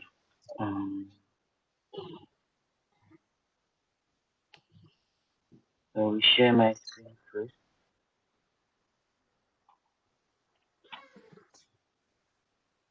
Okay. Can you see the slide? Not yet. Mm, Maybe just wait for a while. okay. Wait. All right. Share. You can start when you're ready. Okay. Can you see any slide? No. Oh, now No, yes. yet. No, yes. Yeah. Okay. So now you can see the slide. Yes. Okay. Okay. So good afternoon. My name is Muhammad Anas, and my research proposal title is to investigate or investigation on the potential adaptive reuse implementation towards abandoned high-rise in Malaysia.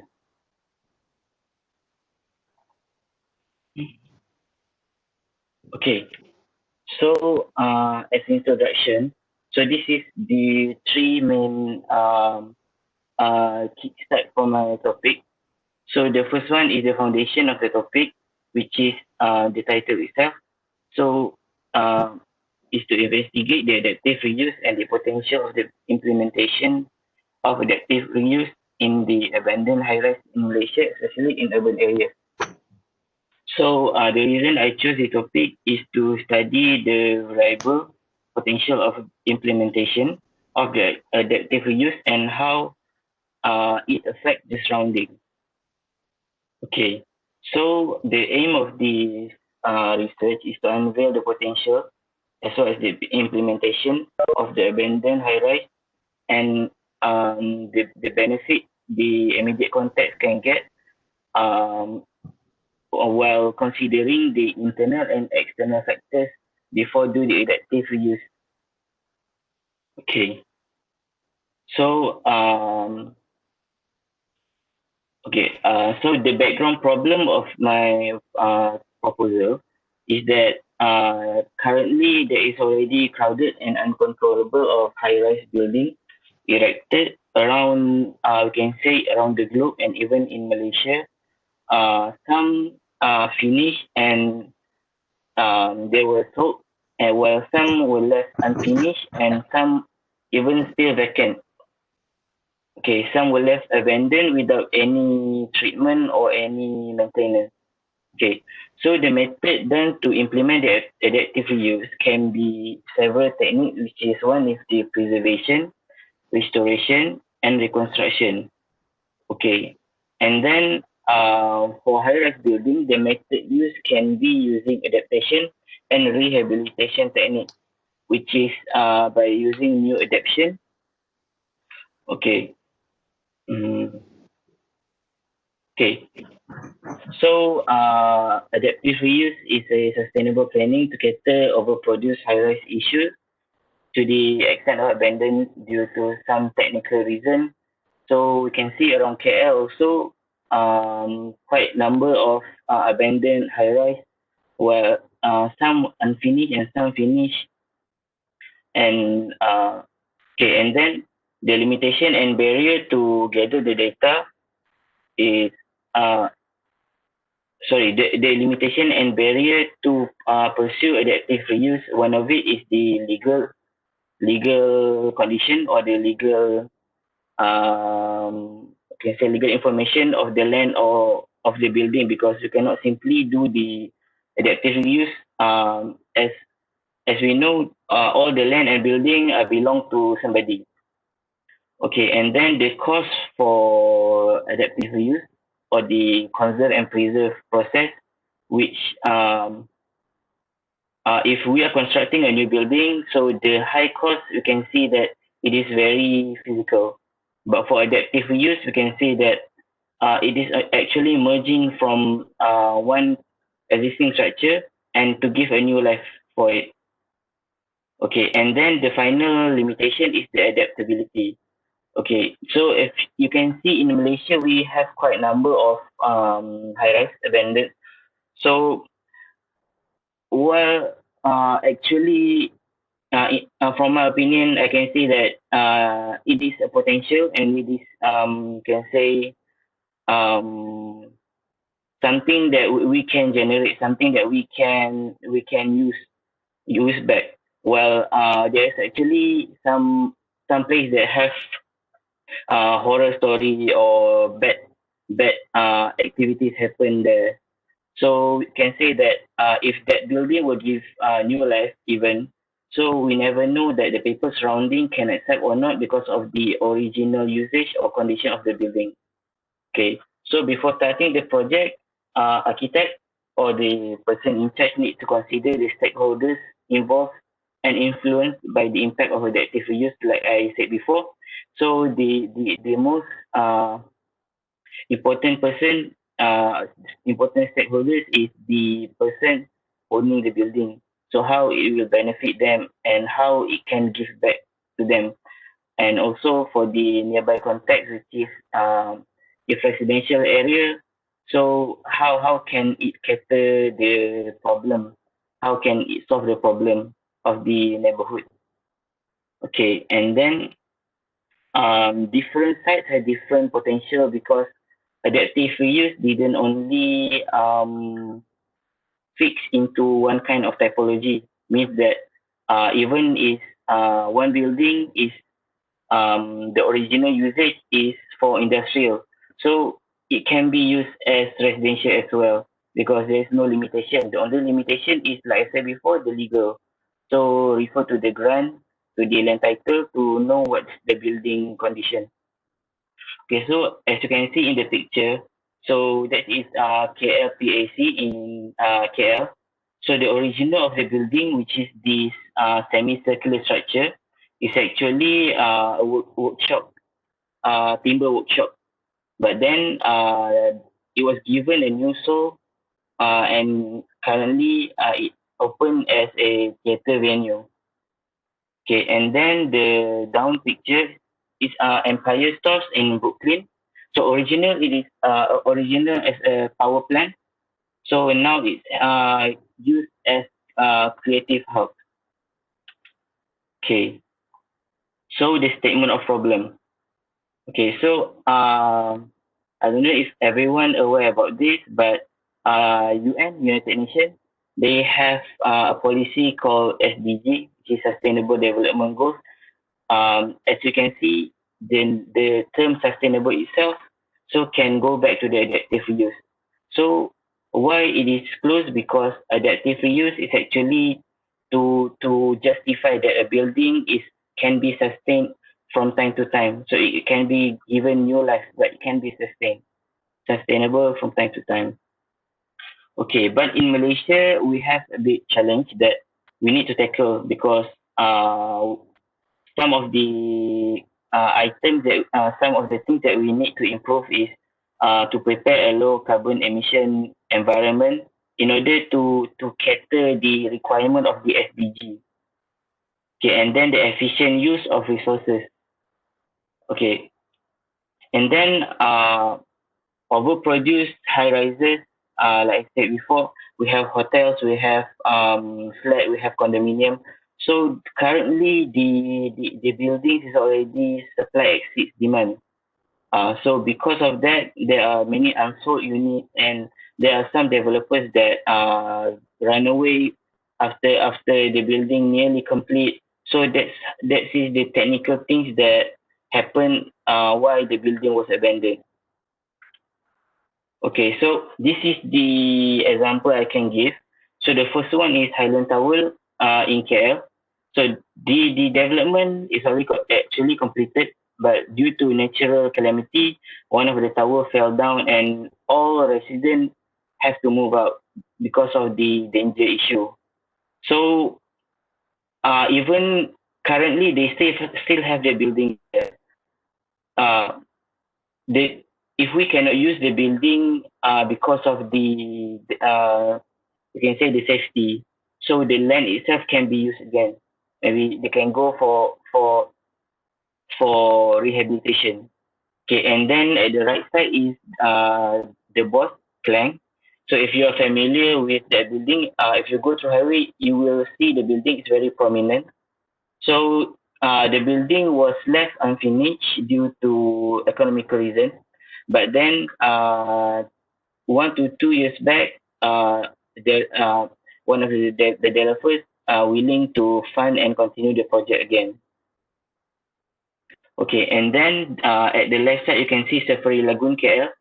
So this is actually a shopping mall, EconSafe. At the top of the building is water park.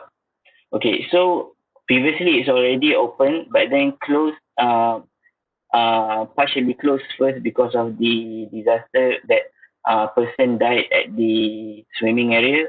But then it was time to time suddenly the whole building was closed and now left abandoned. Okay, another one is a hotel in Batu Dua, Port Dickson. So the building was incomplete and left due to economical problem during the decline of economy. Okay, so the objective of study is actually to investigate and study the potential of implementation of adaptive reuse on abandoned high-rise in Malaysia, and then to study the limitation and barrier is presented before of the implementation itself, and then to examine the existing precedent study that we can refer of adaptive reuse on the high rise from the global scale into Malaysia. And then the scope of study is to study the abandoned high-rise building in global, having the implementation, how they use it, how they do it, how it helps the surrounding, and why it can happen as a precedent study. And then the study of abandoned high-rise in Malaysia that didn't have the implementation yet, and what's the potential we can use for different sites as a local case studies. Okay, so for significance of study, the study of abandoned high-rise buildings in global, having the implementation of adaptive reuse as precedent study as before. Okay, and then more effective. Sorry, Anas. Yes. Time's up, eh? Kena cepat Okay. sikit. Sure. So this is like nearly same as before, so I can just skip. Okay, so for research method, I will go for two type of method, which is questionnaire and observation. So for questionnaire, we'll target to nearby neighborhood context from the micro to macro scale, like how people know about the building, and you can go for digital survey. And also for close for micro, we can go for physical survey. And then observation of the site itself, of the chosen case study. So how the surrounding impact toward the context caused by the abandoned highway itself. So because we are giving a new life, so we want to know what the people think of the building itself. Okay, so lastly, the expected findings. Okay, this research would like to investigate the potential of the implementation of adaptive reuse on abandoned high-rise. The level of potential application will be determined by external factors. Like I said before, the neighborhood context, the typology, suitability, because we have to see what kind of zone of things that we're going to do the adaptive reuse. And then the impact of the implementation, while the internal factors involved is the building itself, which is the structure, how it is still intact, how the building will act. Will it become a shadow or will it be a prominent urban image? And then the legal condition, like I said before. So if the building belong to somebody and that somebody don't want to do anything about it, so how can we go to the level of government? How we can acquire the land? Okay, and then these are the points taken to design as a design consideration in order to pursue adaptive reuse. Okay, so this research also, I hope it can be used as a guideline for conservation work and as a checklist to study the potential of the adaptive reuse before pursue the process. And then also can become the blueprint or study for students to do research for the same topic on closed topic. And then lastly, as a tool to achieve the SDGs policy towards a more sustainable built environment. So that's all. Thank you. All right, thank you, Anas. Yes. Dr. Intan. Okay.